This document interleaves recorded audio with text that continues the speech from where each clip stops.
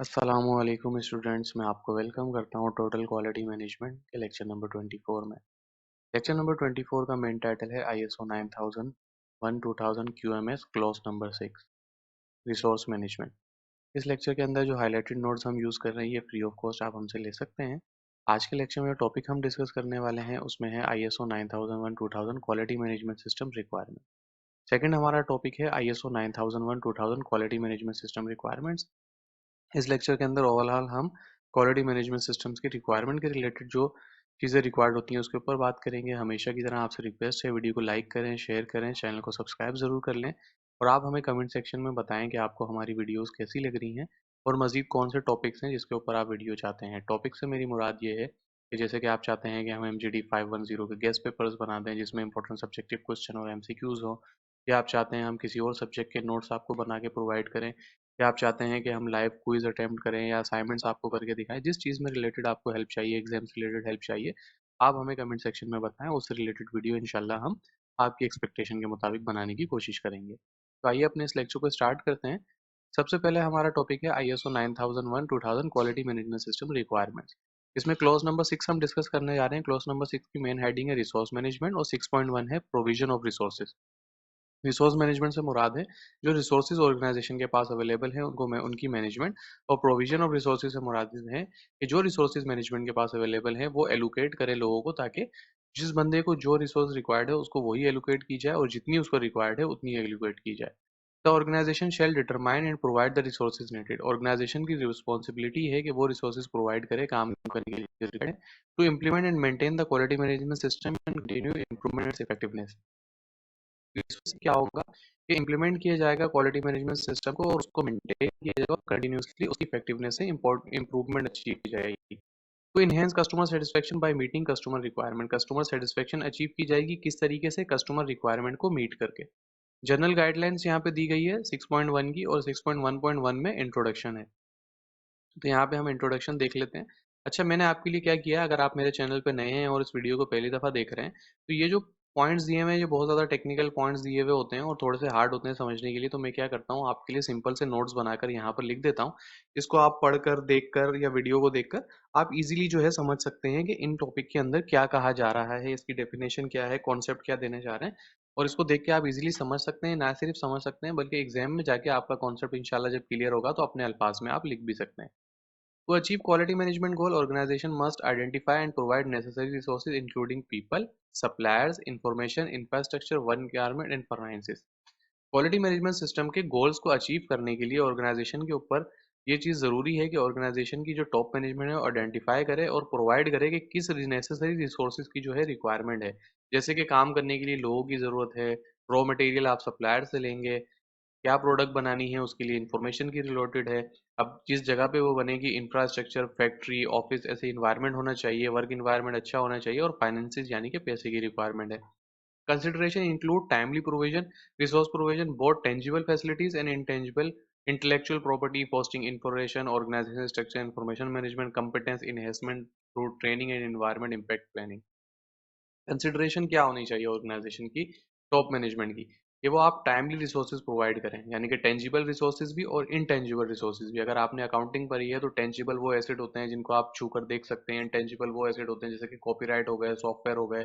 जैसे कि काम करने के लिए ऑफिस में आपको एक्सेल की रिक्वायरमेंट होती है, पावर पॉइंट की रिक्वायरमेंट होती है। अगर आप डेवलपर हैं तो आपको कोडिंग के लिए VS कोड वगैरह इस तरीके की चीज़ें की रिक्वायरमेंट होती है। तो ये सारी चीज़ें प्रोवाइड करना और उससे रिलेटेड ट्रेनिंग प्रोवाइड करना और एक इन्वायरमेंट देना जहाँ पर आप इजीली काम कर सकें।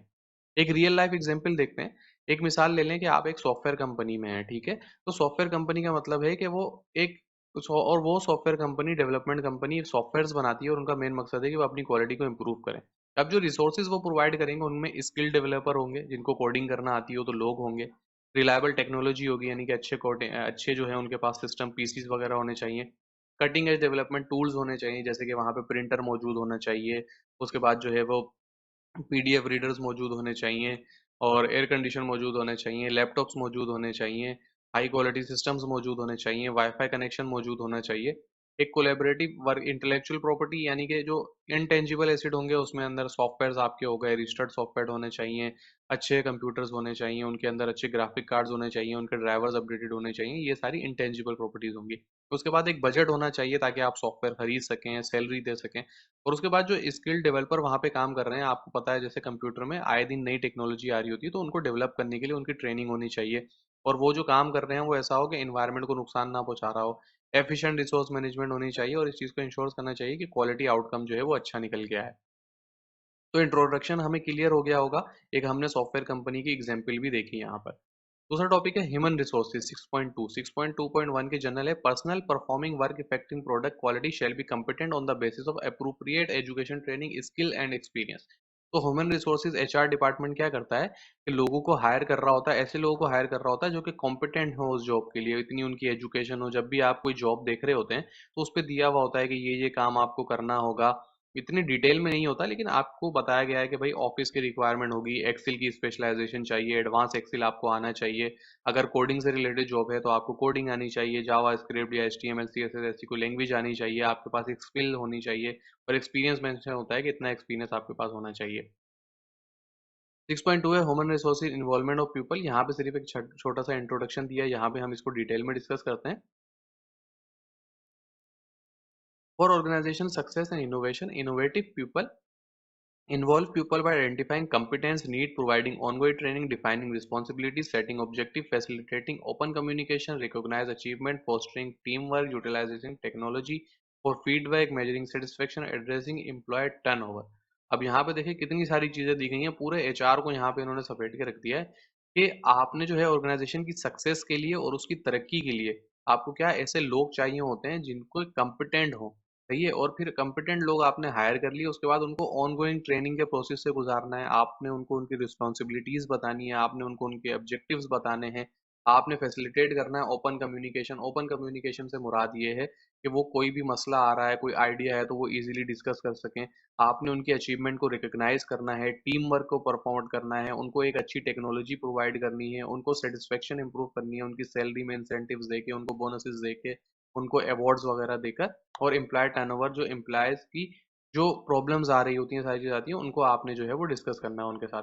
सब कॉन्ट्रैक्टिंग और एम्प्लॉयर एम्प्लॉयमेंट, टेम्परेरी एम्प्लॉयमेंट में भी consider to meet organisation objective. आप क्या कर सकते हैं कि टेम्परेरी कुछ एम्प्लॉय भी रख सकते हैं, और सब कॉन्ट्रैक्ट यानी कि कोई थर्ड पार्टी को अगर कोई प्रोडक्ट दे दिया जाता है तो वो भी कर सकते हैं। अब इसकी एग्जांपल यहाँ पे देखते हैं। A tech company encourage employee involvement by offering continuous training, setting clear responsibility, establishing team objective। एक टेक कंपनी है वो क्या करती है, अपने एम्प्लॉयज को encourage करती है, किस तरीके से उनको कंटिन्यूस ट्रेनिंग प्रोवाइड करती है, उनको बताती है कि आपकी रिस्पॉन्सिबिलिटी है, और उनको टीम वाइज डिस्ट्रीब्यूट कर देती है, और उनको बताती है कि आपकी टीम का ये ऑब्जेक्टिव है, ये आपने करना है। उसके बाद क्या होता है, regular open discussion recognition for innovative contribution create a collaborative culture. उसके बाद क्या होता है कि ओपन डिस्कशंस होते हैं वहां पे, कि जो टॉप मैनेजमेंट है वो लोअर मैनेजमेंट के साथ, लोगों के साथ ओपन डिस्कशन करती है कि आप बताएं आपके क्या आइडियाज हैं, किस तरीके से इस काम को बेहतर कर सकते हैं। तो उससे क्या होता है, ये ओपन कम्युनिकेशन होती है, और एक कोलैबोरेटिव कल्चर यानी कि जहाँ पे लोग मिलजुल के काम करते हैं वो होता है। उसके बाद employee satisfaction surveys guide improvement, यानी कि एम्प्लॉय सेटिस्फेक्शन सर्वेज लिए जाते हैं, यानी कि एम्प्लॉयज को एक सर्वे फॉर्म दिया जाता है जिसमें वो अपना नाम वगैरह कुछ भी डिस्क्लोज नहीं करते, यानी कि अपनी आइडेंटिफिकेशन, अपनी आइडेंटिटी को डिस्क्लोज किए बगैर अपना ओपिनियन देते हैं। उससे ऑर्गेनाइजेशन के टॉप मैनेजमेंट के लोगों को पता चल रहा होता है कि लोग जॉब करने में सेटिस्फाइड हैं या नहीं है। कंपनी में hire freelancer to address specific project need ensuring overall organisation success. अब ये जो टेक कंपनी है तो उसमें क्या होता है, फ्रीलांसर्स वो लोग होते हैं जो घर से बैठ के प्रोजेक्ट वगैरह पे काम कर रहे होते हैं, रिमोट जॉब कर रहे होते हैं। तो उसमें क्या होता है कि कंपनी क्या करती है कि फ्रीलांसर्स को भी हायर कर सकती है, उनको भी प्रोजेक्ट दे सकती है जब उनके पास काम का ज्यादा लोड हो, और इस तरीके से वो इंश्योर कर सकती है ओवरऑल ऑर्गेनाइजेशन सक्सेस। ये ह्यूमन रिसोर्सेज के रूल्स वगैरह जो हैं ISO 9001 2000 के अंडर में जो आते हैं वो हमने डिटेल में डिस्कस किए हैं यहाँ पे। उसके बाद देखते हैं कंपिटेंस अवेयरनेस एंड ट्रेनिंग। इसमें क्या है, the organisation shall determine the necessary competence for personal performing work affecting product quality. अब यहाँ पे क्या करना है कि आपकी कंपनी अगर कोई प्रोडक्ट बना रही है, ठीक है, तो आपने HR के लोगों ने इस चीज को देखना है कि जो लोग काम कर रहे हैं वो, सॉरी, इतने कॉम्पिटेंट हैं या नहीं है, उनको इतनी ट्रेनिंग प्रोवाइड के, वो ऐसा तो नहीं है कि वो उनको काम ही नहीं आता और उनसे जो है प्रोडक्ट की क्वालिटी इफेक्ट हो रही है। प्रोवाइड ट्रेनिंग और take other action to satisfy this need. अगर आपको ऐसी प्रॉब्लम आइडेंटिफिकेशन हो जाती है तो आप क्या करें, ऐसे वर्कर्स को ट्रेनिंग प्रोवाइड करें, या कोई दूसरे एक्शंस लें, उनको किसी और काम की तरफ मूव करें ताकि वो भी सेटिस्फाई हो जाएं और आपकी एट द एंड प्रोडक्ट जो है वो अच्छी क्वालिटी वाला बन के निकले। Evaluate the effectiveness of the action taken. आपको इस चीज को भी देखना है, जो आपने एक्शन लिए हैं उसको आपने बाद में चेक करना है कि वो ठीक है या नहीं है। Maintaining appropriate record of education, training, skill and experience. आपने इस तमाम काम का जो एचआर ह्यूमन रिसोर्सेज के लोग कर रहे हैं उसकी मुकम्मल जो है वो डॉक्यूमेंटेशन बना के रखने, ताकि कल को जब आईएसओ 9001 2000 के ऑडिटर्स आपका असेसमेंट करने के लिए आए तो आप उनको ये रिकॉर्ड प्रोवाइड कर सकें कि हाँ ये सारी चीजें हम कर रहे हैं। उसके बाद है competence awareness and training. Competence यहाँ पर हम देख लेते हैं सबसे पहले। कॉम्पिटेंस का क्या मतलब होता है? Identify, assess and address competence need in the organisation by analysing present and future requirement compared to existing employee skill. कि आपके जो एम्प्लॉयज अभी काम कर रहे हैं उनकी अभी क्या स्किल्स है और फ्यूचर में किस तरीके का काम आपके पास आने वाला है, और उसमें उस टेक्नोलॉजी के अंदर क्या इनोवेशन आ रही है, क्या जिद्दत आ रही है, उसके अकॉर्डिंग आपने जो है अपने एम्प्लॉयज को ट्रेन करते जाना है। Input sources include strategic plan, individual evaluation and relevant regulations। जैसे ये चीज़ें आपने जो है वो क्या करना है कि स्ट्रेटेजिक प्लानिंग उनकी देखनी है, इंडिविजुअल इवेल्युएशन करना है और रेलिवेंट रेगुलेशंस वगैरह को देखना है। एक एग्जांपल यहाँ पे लिख लेते हैं। A growing rich tech company assess its employee skill, anticipate future needs and provide targeted training to bridge the competency gap, ensuring alignment with industry standard regulation. की एक टेक कंपनी है, उन्होंने क्या किया, अपने एम्प्लॉयज को जो है वो उनकी स्किल्स वगैरह को देखा कि वो किस तरीके से काम कर रहे हैं, और उसके बाद उन्होंने देखा फ्यूचर में किस तरीके की चीजें आ रही हैं। जैसे कि आप मिसाल ले लें कि अभी आर्टिफिशियल इंटेलिजेंस का बहुत ज्यादा दौर है, लोग चैट जीपीटी एआई के ऊपर काम कर रहे हैं। तो आपने क्या करना है, इन चीजों को, अगर आप एक टेक कंपनी है तो आपने अपने एम्प्लॉयज को एआई से रिलेटेड ट्रेनिंग वगैरह प्रोवाइड करनी है, ताकि फ्यूचर में वो इसको काम कर सके। वरना क्या होगा, आप यहाँ पे एक एग्जांपल दे सकते हैं कि जो ब्लैकबेरी कंपनी थी, एक वक्त ऐसा होता था कि ब्लैकबेरी के मोबाइल्स बहुत ज़्यादा मशहूर थे, नोकिया के मोबाइल बहुत ज़्यादा मशहूर थे, और उसके बाद एंड्रॉयड आ गया। नोकिया ने जो है एंड्रॉयड को एडॉप्ट नहीं किया। उसके बाद क्या हुआ, आज आपको नोकिया के मोबाइल शाजो नाजिर दिखते हैं, बिल्कुल फ्लैश आउट हो गए। हालांकि बहुत अच्छे मोबाइल थे, रिलायबल थे, लंबे चलने वाले थे, बैटरी टाइमिंग अच्छी थी, फीचर्स अच्छे थे, लेकिन उन्होंने एंड्रॉयड को एडॉप्ट नहीं किया, फ्यूचर के साथ नहीं चले, तो उससे क्या हुआ, वो फ्लैश आउट हो गए मार्केट से। उसके बाद है training and awareness. Organisation must access the address the development needs of employee through training plan. Organisation जो है वो एक्सेस कर सकती है, एड्रेस कर सकती है डेवलपमेंट नीड की ट्रेनिंग प्लान से। This enhance competence and technical managerial social skills align with organisation objective and customer requirement. ये उनकी कॉम्पिटेंस को बढ़ाएगी, टेक्निकल और मैनेजरियल सोशल स्किल्स को बढ़ाएगी, और ऑर्गेनाइजेशन ऑब्जेक्टिव के साथ उनको अलाइन रखेगी, और कस्टमर रिक्वायरमेंट को पूरा करने में हमारी हेल्प करेगी। Training cover various expect. Training जो है वो बहुत से एक्सपेक्ट कवर कर रही होती है, जैसे कि ऑर्गेनाइजेशन विजन है, सॉरी ऑर्गेनाइजेशनल विजन है, पॉलिसीज हैं, सोसाइटल इम्पैक्ट है, for instance.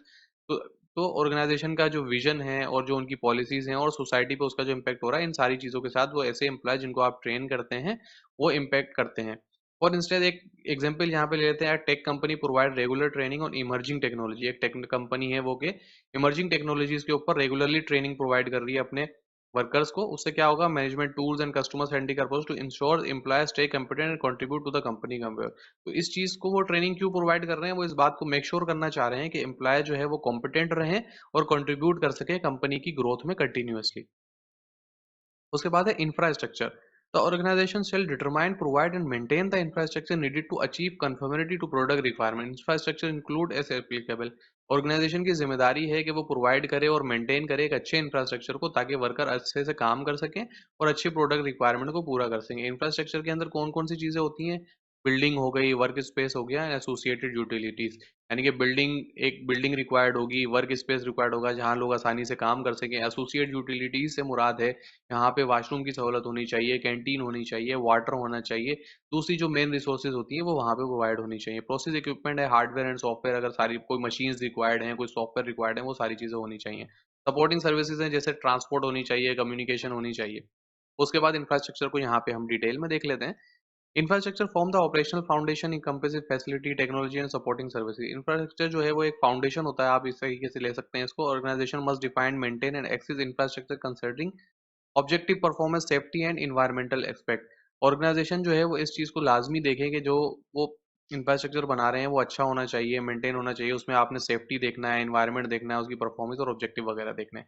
Regular maintenance is crucial, evaluating क्रेडिटी align with the stakeholder need. यानी कि रेगुलर मेंटेनेंस जो है वो हर चीज़ की, अगर बिल्डिंग है उसके कलर्स वगैरह की, पानी है तो पानी के जो फिल्टर्स वगैरह हैं उनके चेंज करने की, वॉशरूम्स हैं उनकी सफाई वगैरह की, ये सारी चीज़ों की रिक्वायरमेंट होती है। फॉर इंस्टेंस एक एग्जाम्पल हम यहाँ पे लेते हैं कि एक मैन्युफैक्चरिंग प्लांट है वो, कि मशीनरी को जो है बना रखा हुआ है उन्होंने कि प्रोडक्शन रिक्वायरमेंट को मीट कर सके, अपने गोल को मिल सके। इन्वायरमेंटल सस्टेनेबिलिटी प्रिपरेशन फॉर अनसीज natural event to safeguard infrastructure integrity. अब यहाँ पे हम एक एग्जांपल ले लेते हैं। जो डेनम कंपनीज पाकिस्तान में बहुत ज्यादा होती हैं, उनके अंदर क्या होता है, बॉयलर्स वगैरह लगे हुए होते हैं, बहुत बड़े किस्म के बॉयलर्स लगे हुए होते हैं, जो वो डेनिम वगैरह जो है उसकी डाइंग के लिए गर्म पानी यूज हो रहा होता है, या प्रेस करने के लिए यूज हो रहा है। तो अक्सर औकात क्या होता है कि हमें ऐसी खबरें सुननी है कि बॉयलर फट गया, जिसकी वजह से बहुत ज्यादा वर्कर्स की डेथ हो जाती है, बिल्डिंग कोलैप्स कर जाती है। तो यहाँ पे वो बात हो रही है कि आपने जो इंफ्रास्ट्रक्चर बनाना है, जो इवेंट, जो चीजें वगैरह यूज करनी है, एक तो आपने ये देखना है कि इन्वायरमेंट पे उसका नुकसान ना हो। इन्वायरमेंट के कैसे नुकसान ना हो, अगर आपने बहुत बड़े बड़े जनरेटर लगाए हैं, उनकी मेंटेनेंस नहीं कर रहे, वो बहुत ज्यादा कार्बन डाइऑक्साइड हवा में इमिट कर रहे हैं, तो उससे आपका इन्वायरमेंट खराब हो रहा है। अगर आप डाइंग कर रहे हैं, कपड़ों के ऊपर कलर वगैरह लगा रहे हैं, और उस लिक्विड को आप पानी में बहा रहे हैं, ऐसे ही उसको ड्रेन कर रहे हैं, उसको रिसाइकिल वगैरह नहीं कर रहे, तो वो समंदर में जा रहा है, तो उस वो इन्वायरमेंटल एस्पेक्ट हो रहा है। तो आपने इन्वायरमेंटल एस्पेक्ट को भी देखना है इंफ्रास्ट्रक्चर बढ़ाते हुए, और सोसाइटल इम्पैक्ट को भी देखना है, और सेफ्टी भी देखनी है अपने वर्कर्स की। उसके बाद है work environment. The organisation shall determine and manage the work environment needed to achieve conformity to product requirement. Organization जो है वो इस चीज को लाजमी देखेगा कि किस तरीके से वर्क इन्वायरमेंट को मेंटेन करना है और कॉन्फर्मिटी को अचीव करना है प्रोडक्ट रिक्वायरमेंट की। वर्क इन्वायरमेंट की यहाँ पे बात कर लेते हैं। The work environment of an organization is a combination of human and physical factor. यानी कि वर्क इन्वायरमेंट जो है ह्यूमन और फिजिकल फैक्टर्स को मिला के बनता है। Influence, motivation, satisfaction, performance of people, potentially enhance the performance of the organization. Example of human factor affecting work environment. Example क्या है ह्यूमन फैक्टर की, जैसे कि creative work methodologies and opportunities for greater involvement to realise the potential of all people. यानी कि आपने जो है क्रिएटिव वर्क मेथोडोलॉजीज लिया है, अपॉर्चुनिटीज लिया है, कि आप अपने वर्कर्स को अपॉर्चुनिटीज प्रोवाइड कर दी। अगर आप अच्छा काम करेंगे तो वो देखेंगे कि आप लोगों को मोटिवेट कर रहे हैं, प्रमोट कर रहे हैं, अगली पोजीशंस पे दे रहे हैं, उनको फैसिलिटीज प्रोवाइड कर रहे हैं, बाइक्स, कार्स, कंप्यूटर्स, इस तरीके की चीजें दे रहे हैं। तो उससे क्या होगा, दूसरे लोग भी मोटिवेट करेंगे, वो मेहनत करेंगे, तो इस तरीके से अपॉर्चुनिटीज को अवेल करेंगे। सेफ्टी रूल्स हैं, गाइडलाइंस है, include use of protective equipment है, एर्गोनॉमिक्स है। यानी कि सेफ्टी रूल्स और गाइडेंस वगैरह प्रोवाइड कर रहे हैं, किस तरीके से वर्क स्पेस पे काम करना है, बॉयलर को कैसे यूज करना है, जनरेटर को कैसे यूज करना है। अगर आप मशीन यूज कर रहे हैं, उससे आपको नुकसान तो नहीं हो सकता। अगर बहुत ज्यादा तेज ब्लेड उसमें चल रहे हैं, तो आपने ग्लव्स वगैरह पहनने हैं। एर्गोनॉमिक्स है, एर्गोनॉमिक्स ये कहलाती है कि आपने चेयर पे किस तरह की चेयर कैसी होनी चाहिए, आपकी खड़े होने का पोस्चर कैसे होना। एक बंदा अगर कंटिन्यू झुक के काम कर रहा है, उसका टेबल नीचे है, तो वो कमर में उसके अगर कंटिन्यूअसली बेंड है और 8 घंटे तक वो ऐसे काम कर रहा है, तो एक वक्त ऐसा आएगा उससे सीधा भी खड़ा नहीं हुआ जाएगा। एर्गोनॉमिक्स बहुत ज्यादा इफेक्ट करती है। एर्गोनॉमिक्स इन चीजों को कह रहे होते हैं कि जैसे आप गर्दन झुका के मोबाइल इस्तेमाल करते रहते हैं, एक वक्त ऐसा आता है, अगर आप 3-4 घंटे मोबाइल गर्दन झुका के इस्तेमाल कर लें, तो जब आप गर्दन ठीक करते हैं तो आपकी गर्दन में दर्द होता है। बाज़ औक़ात ऐसा होता है कि हम ऊंचा तकिया रख के सो जाते हैं, तो सुबह हमारी गर्दन सीधी नहीं हो रही होती, गर्दन वहां पे अकड़ जाती है। तो एक अच्छा पोस्चर जो है, जिसकी वजह से आपको नुकसान ना हो, वो सारी चीजें एर्गोनॉमिक्स के अंदर आती हैं। आप इसको यूट्यूब भी कर सकते हैं, गूगल करके मजीद डिटेल में पढ़ सकते हैं। Special facilities for people in the organization. Special facilities होती हैं जो ऑर्गेनाइजेशन प्रोवाइड की जाती है, जैसे एयर कंडीशन लगा हुआ है, ठंडा पानी है, आप उनको जूसेस पिला रहे हैं, चाय वगैरह प्रोवाइड कर रहे हैं, इस तरीके की चीज़ें जो होती हैं। उसके बाद हम डिस्कस कर लेते हैं इन्फॉर्मेशन को। Information is a fundamental resource for the continual improvement of an organization knowledge based and stimulative innovation. Information data requirement जो है, ये बहुत ज़्यादा इंपॉर्टेंट होता है ऑर्गेनाइजेशन की डेवलपमेंट के अंदर। आइडेंटिफाइड इन्फॉर्मेशन नीड, कौन सी इन्फॉर्मेशन रिक्वायर्ड है। Identify internal external sources of information. Internal external sources क्या है, कि आपके इंटरनल डेटा मेंटेन होना चाहिए। अगर आप कोई प्रोडक्ट बना रहे हैं, उसमें कितने डिफेक्ट आ रहे हैं, ये सारी चीज़ें नोट करें। फिर वो डिफेक्ट किस वजह से आ रहा है, उस चीज़ को नोट करें। फिर आप रूट केस तक जाएं, फिर उस रूट केस को जाके सॉल्व करें। तो ये सारा डेटा आपके पास मौजूद होगा। अगर दोबारा वो प्रॉब्लम आ जाती है, तो आप देखते हैं कि कहाँ पे कोई मसला हुआ, पहले हमने क्या काउंटर मेजर लिया था, अब हमें क्या काउंटर मेजर लेना है, ताकि हम इस डिफेक्ट को एलिमिनेट कर सकें। Provide timely access to adequate information. आपके पास इन्फॉर्मेशन ऐसी अवेलेबल होनी चाहिए कि आपको इजीली एक्सेस कर सकें। Use information to meet strategy and objective. उस इन्फॉर्मेशन को इस्तेमाल करके आप अपने ऑब्जेक्टिव को मीट कर सकें। सिक्योरिटी एंड कॉन्फिडेंशियलिटी, यानी कि ऐसे डॉक्यूमेंट हैं जो कि बहुत ज़्यादा कॉन्फिडेंशियल होते हैं। ठीक है, आपके जैसे कोई डिज़ाइनर है, वो अच्छे कपड़े डिज़ाइन करता है, उसके डिज़ाइन अगर लीक आउट हो जाए, तो दूसरे कस्टमर उसके डिज़ाइन कॉपी कर लेंगे और वो अपना कॉपीराइट लगा देंगे, इससे पहले कि उनकी ऑर्गेनाइजेशन बनाए।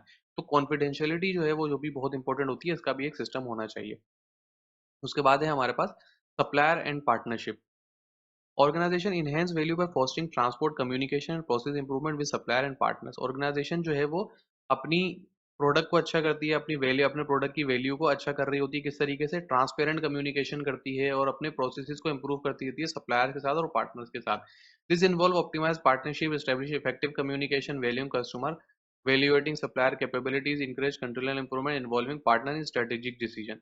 अब इसमें क्या होता है कि एक ऑर्गेनाइजेशन जो है उसने ISO 9001 2000 की स्टैंडर्ड को अचीव कर लिया, सर्टिफिकेट को अचीव कर लिया। अब उसके जो सप्लायर्स हैं वो उसको भी मोटिवेट करती है कि देखें आप ये काम इस तरीके से करें, या काम आप कर रहे हैं ये गलत है, इस काम से जो आप प्रोडक्ट रॉ मटेरियल हमें प्रोवाइड करेंगे वो डिफेक्टेड होगा, वो रॉ मटेरियल अगर हम अपने प्रोडक्ट में लगाएंगे तो उसमें डिफेक्ट जनरेट होगा, आगे जाके हमारे लिए मसला होगा, हमारी क्वालिटी ठीक नहीं होगी। तो उनको भी वो स्टैंडर्ड फॉलो करवाने की कोशिश करते हैं, उनको इम्प्रूव करते हैं। ऐसे क्या होगा कि कंटिन्यूस इंप्रूवमेंट के थ्रू सप्लायर को भी एक अच्छा म्यूचुअल रिलेशनशिप मिलता है और ऑर्गेनाइजेशन जो है ये भी इंप्रूव हो रही होती है। एक एग्जांपल ले लेते हैं, a car manufacture collaborate with supplier to ensure effective efficient production process, quality product and mutual growth through joint improvement, innovative recognition and reward further motivate suppliers and partners।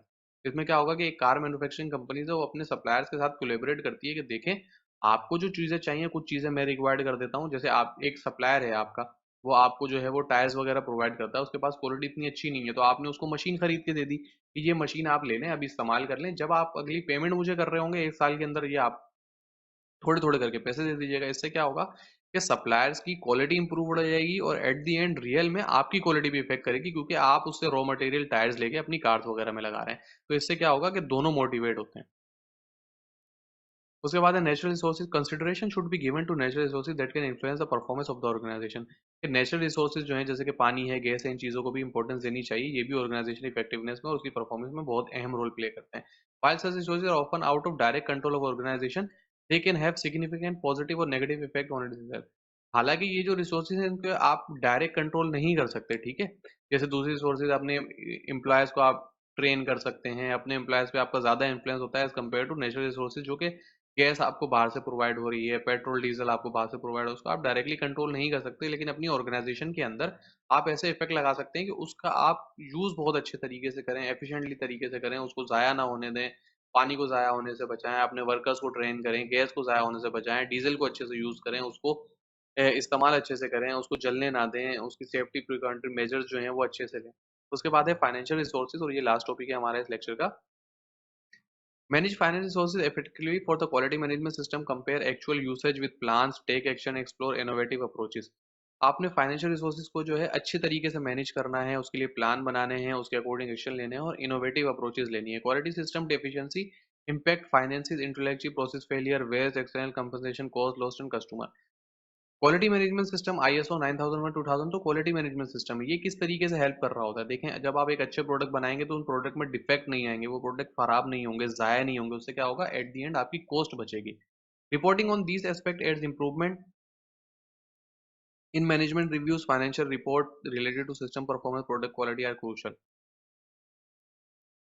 Financial system के अंदर, management reviews के अंदर financial report जो है system की performance है, product की quality बहुत ज़्यादा इंपॉर्टेंट होती है। एक एग्जांपल यहाँ पे ले लेते हैं, manufacturing company track waste reduction initiative financial impact on overall production. एक मैन्युफैक्चरिंग कंपनी जो है वो बहुत डिटेल में देख रही होती है कि कितने उनके डिफेक्ट आ रहे हैं, कितने प्रोडक्ट्स ज़ाया हो रहे हैं और कितना इंपैक्ट आ रहा है उनके ओवरऑल ऑपरेशंस के ऊपर। तो क्वालिटी मैनेजमेंट सिस्टम अगर आपका इफेक्टिवली इंप्लीमेंट किया हुआ होगा, आप उसके स्टैंडर्ड को फॉलो कर रहे होंगे, तो आपकी रिपोर्ट्स अच्छी आएंगी और एट दी एंड आपकी कॉस्ट कम होगी और एट दी एंड आपके फाइनेंशियल जो हैं वो बहुत अच्छे होते जाएंगे।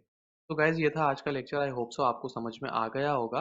इतनी डिटेल में बनाने का मकसद सिर्फ ये होता है कि आप एक दफ़ा इस लेक्चर को रीड करें और मेरा लेक्चर सुने और जाके इजीली अपने पेपर को अटेम्प्ट कर दें और इससे रिलेटेड जितने भी MCQs और क्वेश्चंस आए आप इजीली अटेम्प्ट कर सकें।